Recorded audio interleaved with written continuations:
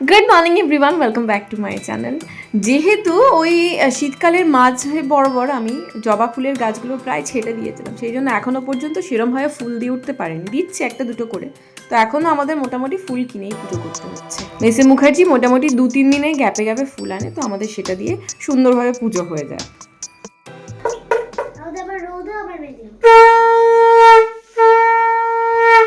ঠাকুরের বাসনটা পরে মাজবো, আগে নকুলদানার জন্য যারা ওয়েট করছে তাদেরকে খাবারটা দিয়ে আসি। কি সুন্দর খায় আর কি ভালো লাগে আমার দেখতে। দেখুন, টুক করে চলে আসে, মুখে করে কুড়িয়ে ছুট করে চলে যাবে। আচ্ছা, এই বছরটা কিন্তু রবির বছর। যারা যারা নিজের জীবনে সাকসেসফুল হতে চাইছেন তারা অবশ্যই সূর্যদেবকে জল প্রদান করবেন কিন্তু। Good morning everyone, welcome back to my channel. Happy Sunday to all of you. নদীর ম্যাম এক্ষুনি আসবে, আমার পুজো টুজো চান হয়ে গেছে। মিস্টার মুখার্জি দাদাভাই দুজনে একসাথে গেছে আজকে বাজারে মাছ কিনতে।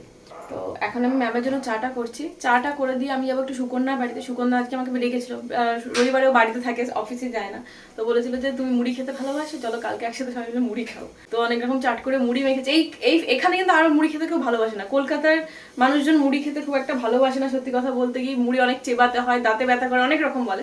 বাট আমরা মফস্বলের মেয়ে তো মুড়ির প্রতি আলাদাই ভালোবাসা। ইভেন রাত্রেবেলাও কখনো কখনো মুড়ি খেয়ে নিই, যে যারা মুড়ি প্রেমী তারা বলছে আর কি। তো আমি ম্যামের চাটা করে দিয়ে তারপরে যাবো। রাস্তা পুরো ফাঁকা, রবিবারে সবাই রেস্ট নিচ্ছে, ঘুমোচ্ছে।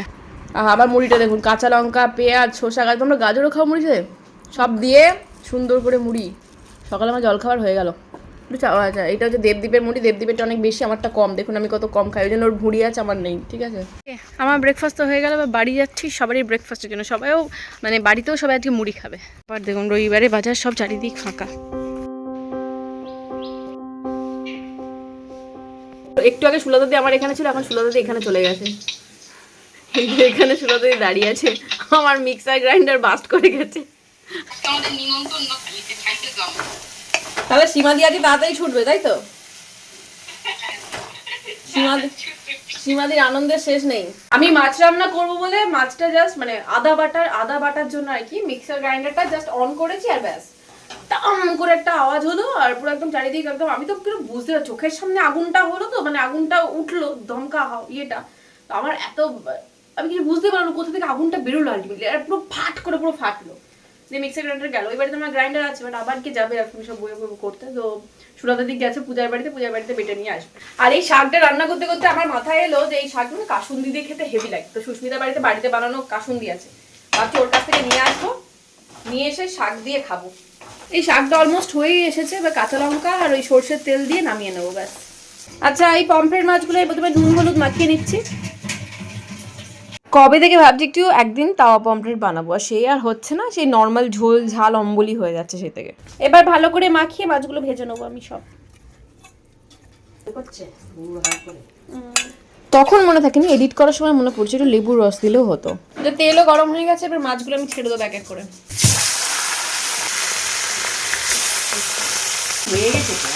অনেক বছরে শাক আর মাছ ভাজা দুটোই হয়ে গেছে। এবার মাছটাকে আমি রান্না করবো মাখা করে। কি বলছো? তোমরা তো বেশি শাকটা খাও। আমাদের কাসুন্দি ছিল, খারাপ হয়ে গেছে, টেস্ট ভালো লাগেনি বলে নিইনি। ছোট একটা নেবে। তেল গরম হয়ে গেছে, এবার আমি পেঁয়াজ বাটাটা এর মধ্যে দিয়ে দেবো ডাইরেক্ট। কালো জিরে দেওয়া যেত, বাট মিস্টার মুখার্জি কালো জিরে একদম পছন্দ করে না, জন্য।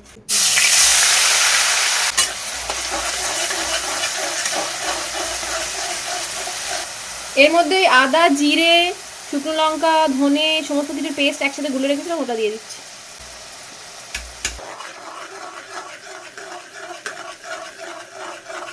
টমেটো দিয়ে দিচ্ছি। কি করবো? রুটি। টমেটো দিয়ে ভালো করে মশলাটা কষতে হবে, আর কি তেল ছেড়ে দিলে যেরকম জল ঢেলে মাছগুলো দিয়ে ফুটিয়ে নামিয়ে নেয় সেরকমই করবো। ধনেপাতা আমার বাড়িতে এখন নেই, তাই ধনেপাতাটা দিইনি, জাস্ট কাঁচা লঙ্কা দিয়ে নামিয়েছি। বাট খেতে না খুব টেস্টি হয়েছিল। এই দেখুন সাইড দিয়ে তেল ছেড়ে দিয়েছে, অল্প অল্প করে জাস্ট জল মেশাবো, মাখামাখাই হবে, ঝোল তো হবে না। তো যতটুকু দরকার ততটুকু জল মেশালাম। নুন মিষ্টি ব্যালেন্সটা চেক করবো, যেহেতু টমেটো দিয়েছি একটু মিষ্টি দিতেই হবে টেস্টটা ব্যালেন্স করার জন্য, নাহলে টক টক লাগবে খেতে। আচ্ছা, এরপরে মাছগুলো দিয়ে দেবো। মাছ এবারে না বেশি আনিনি, প্রত্যেকবার নষ্ট হয়, আর থেকে গেলে তারপরের দিনে পমফ্রেট মাছটা খেতে ভালো লাগে না। পমফ্রেট মাছ ফ্রেশ এনে খেতেই ভালো লাগে, ফ্রিজে রেখে দিলে একটু কিরম গন্ধ ছাড়ে।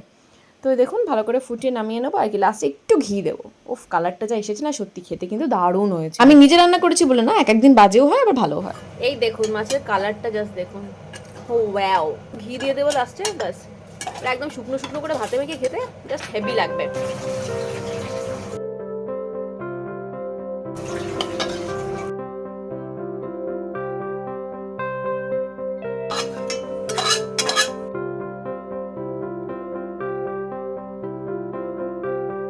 আচ্ছা নদীর ভাত মেখে নিয়ে আমি এখন যাচ্ছি ওপরে। এত হাসছো কেন তোমরা? কি হয়েছে?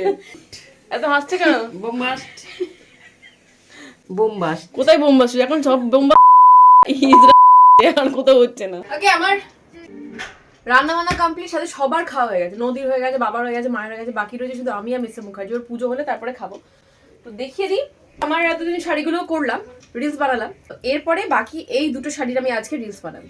Look with proper makeup look. এখন নিজের ড্রয়িং এর উপর কাজ করছে। কিরকম ড্রয়িং বলবো, এতদিন ধরে জাস্ট ড্র করতো, এখন দেখুন শেডিং এর উপর কাজ করছে। এখন ওয়াটার ড্রপলেটস বানাচ্ছে। পারফেক্ট হয়েছে এটা।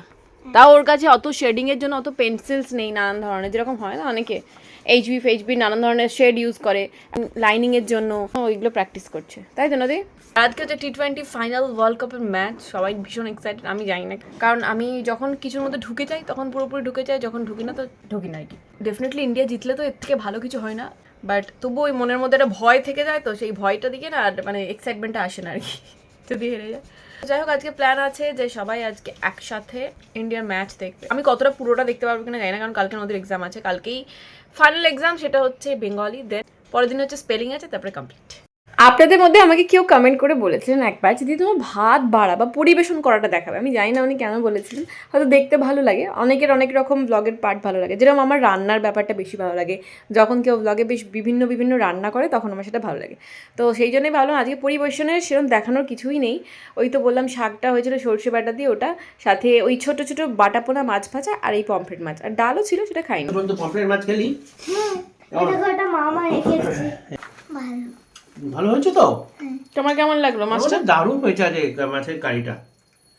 কালিটা আচ্ছা, সন্ধ্যে টন্ধে দিয়ে এই বাড়িতে এলাম। ওই আগের দিনে যে জালকোটাগুলো দেখিয়েছিলাম না, এগুলো ইয়েলো আর একটা হোয়াইট, দুটোই বেরিয়ে গেছে। তো ওটাই আমি প্যাক করার জন্য এসেছি এই বাড়িতে, ডিসপ্যাচ করবো প্রোডাক্ট। সোমবার আছে, শনি রবি এমনিতেই বন্ধ থাকে। শনিবার হাফ ডে, কেউ আসে না পার্সেল দিতে, আর রবিবার হচ্ছে এমনিতেই বন্ধ। আচ্ছা, এগুলো তো আমি কিনে রেখেছিলাম, আলু টিক্কিগুলো, এগুলো বানিয়ে নিই এয়ার ফ্রায়ারে একটু তেল দিয়ে অল্প করে।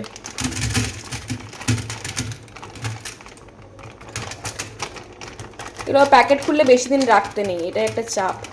তেলটা একটু ব্রাশ করে দেবো, আর তারপরে মোটামুটি ফ্রেঞ্চ ফ্রাইয়ের টেম্পারেচারে সেট করবো। একটুও তেল ছাড়া না একদম ড্রাই হয়ে যায়, খেতে ভালো লাগে না। এমনিতেও ডিপ ফ্রাইড জিনিসগুলো যদি ওই তেল বুলিয়ে খাওয়া হয়, বুঝতেই পাচ্ছেন টেস্টের সাথে কম্প্রোমাইজ করা করে যাবে। ইয়েস, একদম ক্রাঞ্চি হয়ে গেছে। এখন গরম গরম সার্ভও করে দিই। ওই যে রেডি। স্যার একটু কেচাপ দিয়ে দিই অল্প করে। ইন্ডিয়া জিতবে। ইন্ডিয়া জিতবে? আমার মন বলছে। আচ্ছা, ওর মন বলছে ইন্ডিয়া নাকি জিতবে। আর কার সাথে হচ্ছে? আর কার সাথে? নিউজিল্যান্ড। ও সেই এরকম একটা ফ্ল্যাট এরকম। এখানে জাস্ট প্যাকেটে ঢুকিয়ে রেখেছি শাড়ি দুটো, কালকে পিডিএফ করে পাঠাবো। ম্যাচ দেখার মেন দুই খদ্দের বসে আছে বব্বি যুক্ত হয়ে চেয়ারে। In India, couldn't he try and bully his way out of situations? But here, mindset, his game, and of course he's in form. He's commanding so much. আমরা চাই গরম খাচ্ছি, আমি খাচ্ছি। এখানে সৌম ল্যাপটপে দেখছে খেলা। কত রান হলো? হ্যাঁ, বাইরে বাচ্চারা 129। এত মারছে, আমার ভয় লাগছে। ইন্ডিয়ার ব্যাটিং দেখে আমরা বাড়ি ফিরছি, 255 করেছে। এবার নিউজিল্যান্ডের ব্যাটিং, ওখানে গিয়ে দেখবো কি হবে কে জানে। মানে 50-50 চান্সেস আছে, জিততেও পারে না জিততেও পারে, জিততেও পারে না জিততেও পারে, জিততেও পারে না জিততেও পারে। আচ্ছা, ওই বাড়িতে বলে দিই চাউমিন এনেছে আজকে রবিবার, চাউমিন খাবো। এটা এই হলো আমার এগ চাউমিন, ঠিক আছে, যেটা কনকাস কিচেন থেকে নিয়ে আসা হয়েছে। আর সাথে ওদের জন্য হচ্ছে চিকেন উইংস, যেটা বাবা মা নদী আর মিস্টার মুখার্জি খাচ্ছে। চিকেন উইংসটা এখানে খুব ভালো করে। এই তাড়াতাড়ি 5 উইকেট পড়ে গেছে। এটা হলো এটা তো T20 আর কি রে শালা, এটা হার্দিক পান্ডিয়া ছাপড়ি বলে। নিউজিল্যান্ড গোহারা হারছে, ঠিক আছে, রান রেট ইন্ডিয়ার থেকে অনেক কম, 8 উইকেট পড়ে গেছে। এরপর দেখার কিছু নেই, চলো ঘুমিয়ে পড়ি। আরে জিতাটা দেখবো।